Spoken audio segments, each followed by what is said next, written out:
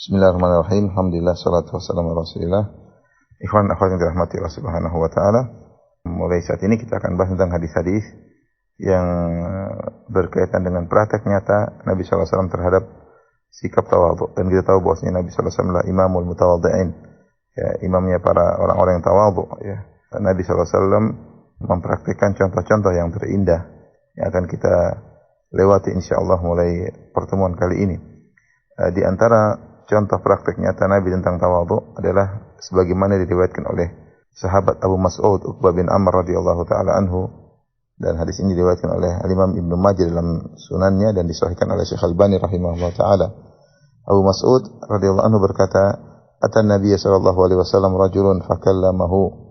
Ada seorang datang kepada Nabi sallallahu alaihi wasallam, lalu dia berbicara dengan Nabi sallallahu alaihi wasallam, faja'alat tar'udu faraisuhu.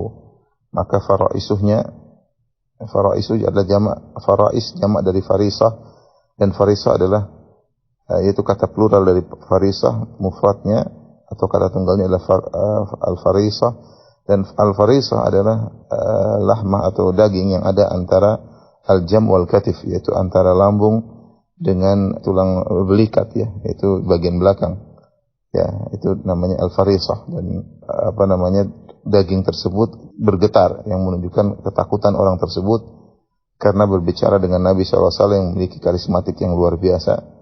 Ya, orang itu ketakutan ketika ngobrol dengan Nabi, ketika berbicara dengan Nabi. Faqala lahu, maka Nabi SAW berkata kepada dia, hawin alik, itu santai aja, kalau bahasa kita santai, tenang. Fa inni lastu bimalik, aku bukan raja, kata Nabi SAW. Innama ana ibnu mra'atin ta'kulul qadid, aku hanyalah seorang anak dari wanita, ya, yang memakan al-qadid. Yang memakan al-qadid itu daging yang dikeringkan, dikasih garam, dikeringkan, ya. Ya, adalah makanan yang biasa.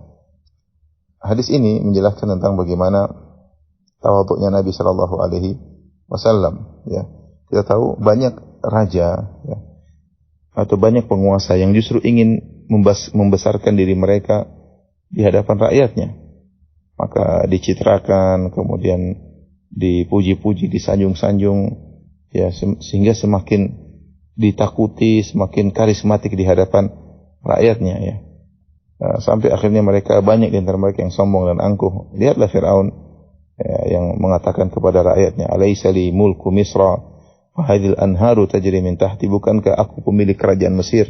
Sungai-sungai mengalir di bawah kakiku, ya. Dia ingin menunjukkan kehebatan dia, bahkan sampai akhirnya melampaui batas, berkata, "Ana rabbukumul a'la," aku adalah Tuhan kalian yang maha tinggi. Dan demikianlah banyak dari penguasa yang justru ingin meniupkan dalam pikiran rakyatnya bahwasanya dia adalah orang yang hebat, dia adalah orang yang sangat mulia, ya, dan yang lainnya, ya. Dan demikianlah kondisi dari sebagian raja dan sebagian penguasa. Dan demikian juga seorang ketika ingin menonjolkan dirinya, dia mengatakan, aku adalah anak dari pangeran tertentu, aku adalah anak dari jagoan ini, aku adalah anak dari si fulan, menunjukkan, menisbahkan dirinya kepada kakeknya atau kepada bapaknya, kepada moyangnya, untuk menunjukkan kehebatannya. Tapi lihatlah apa yang dilakukan oleh Nabi Shallallahu Alaihi Wasallam ketika orang yang datang kepada Nabi ini berbicara gemeteran, tar'udu faraisuhu, ya, dagingnya yang ada di antara lambungnya dan belikatnya bergetar, maka Nabi justru menenangkan orang ini. Yang Nabi katakan pertama, hawin alaik, tenangkan dirimu, tenang saja, santai aja berbicara denganku, tidak usah perlu gemetar, ya.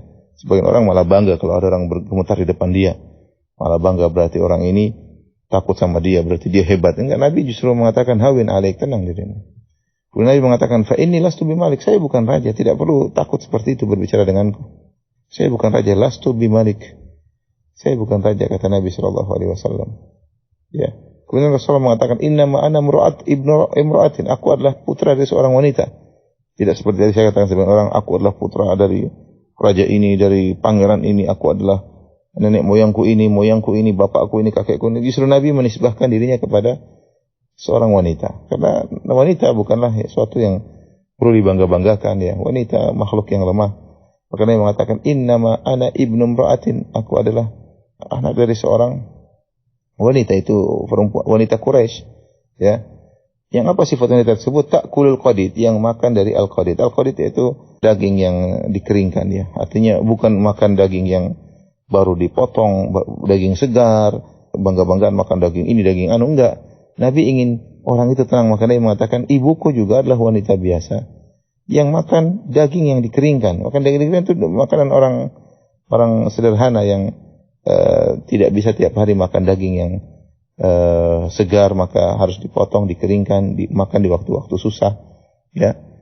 Makan daging yang diasingkan, ya. Ini menunjukkan bagaimana tawadhu Nabi Shallallahu Alaihi Wasallam agar orang ini menjadi tenang di hadapan Nabi, bisa bicara dengan Nabi Shallallahu Alaihi Wasallam dengan tenang, ya, karena dia ketakutan melihat karismatik Nabi Shallallahu Alaihi Wasallam. Seakan-akan kalau bahasa kita, saya mengatakan saya ini sama seperti yang lainnya.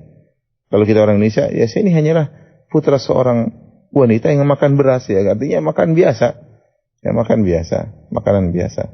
Dan inilah tawadhunya Nabi Shallallahu Alaihi Wasallam.